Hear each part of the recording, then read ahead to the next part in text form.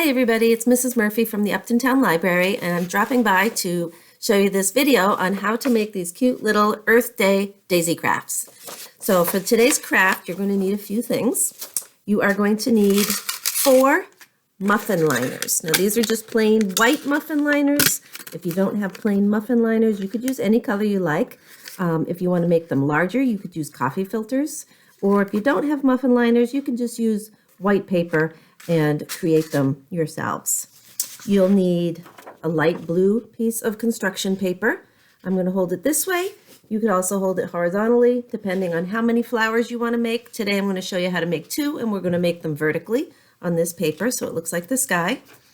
You're going to need some green scrap paper to make the leaves and stems of your flowers. And then for the center of the flowers, you can print out a template like I did for these earths. If you don't have that availability to a computer to make them, you can just draw little circle earths yourself. If you want to use the same template I did, you can go to the website that's called buggyandbuddy.com, and they have this perfect template for how to make your Earth Day daisy craft. So that's buggyandbuddy.com, and it's called the Earth Day Daisy Craft. So let's get started. The first thing you're going to need to do, I'm going to point my screen down so you can see everything I'm doing. All right, so we're going to have our paper vertically. We're going to take 2 muffin liners to make our first flower, and I'm going to stack them together. I'm going to fold them in half. Fold them in half again.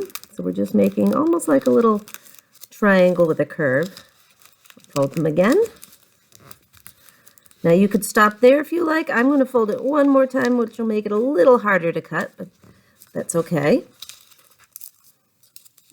Move my paper to the side so you can see. Now you're going to need a pair of strong scissors for this. Kids' scissors will not work, so adults, this is where you're going to have to help out. You're going to curve and cut the end of your liner. Be very careful with this. You're going to want to make it almost like a teardrop. Might have to trim a little bit more. Okay, and when you open them up, you'll see the curve of the petals. So they should look something like this. All right, and I've already got another one done, so I've got 2 flowers like this. You're going to need 2 for each. When you stack them like this, you can kind of twist them a little so just like a real flower has layers of petals.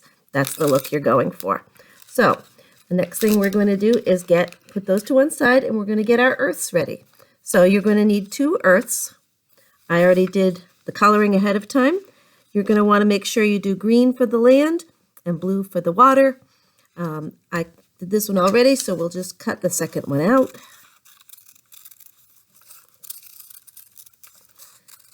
No worries if it's not perfect. All right, so we've got our 2 earths. There we go. Set those to one side. And the last thing we'll need is our stem. So if I show you our picture once again, I chose to make one taller than the other. It's really a matter of preference how you want to make your flowers look. So you'll need 2 stems and 2 leaves for each stem. So I have those pre-cut ahead of time. Just 2 stems and 4 leaves. All right, so now we can start assembling. So first thing we're going to do is put our petals together. So you'll need a glue stick. And I'm going to just put a little glue in the center of each one and stack them the way I like. Okay, and then I'll do the other one. Just a little. You can see these petals came out a little more pointed on this one. All right. Then we'll need to put the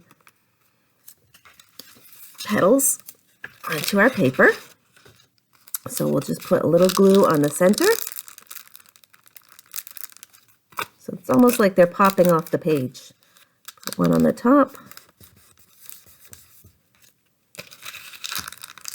You can make these as tall or as short as you like. Maybe I'll put this one down here.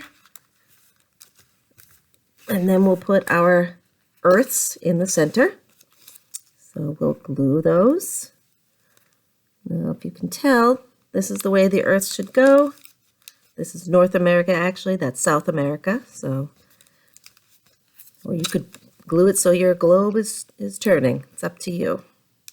I'm going to glue them like that. All right, now our stems. These I did not make the perfect size, so they're going to hang off the edge of the paper, and I'll have to trim them.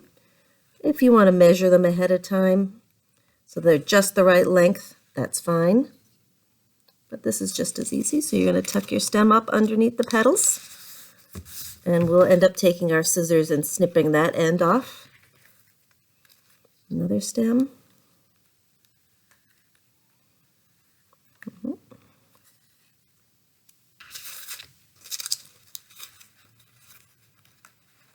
Tuck that glue under there. And we'll get our leaves on there. You can use a green marker and also trace the veins of the leaves. One there, wherever you like them. Maybe I'll put another one down there. One here. One here. Put those together on this one. Close my glue, and I'll take my scissors and just snip the extra off the end. And there we have our Earth Day daisy craft. So lots of flexibility with this. You can use different colored papers, different colored muffin liners. If you want to make it larger for the smaller kids to make, use coffee filters, and you could make your globes a lot bigger. But it's a lot of fun. I think it's a very different kind of Earth Day craft. You can see it leaning off the paper a little bit. So if you haven't checked out our Earth Day story times online, there's one that I do a reading of the book called Compost Stew, and there's another one with this guy back here called It's Earth Day Cookie Monster. Those are listed as unlisted on our YouTube channel due to copyright issues that prevent us from having them public. So if you're interested in hearing those stories, just send me an email at lmurphy@cwmars.org, and I'll be happy to share the link with you. So thanks for joining. Good luck with your craft, and happy Earth Day. Bye.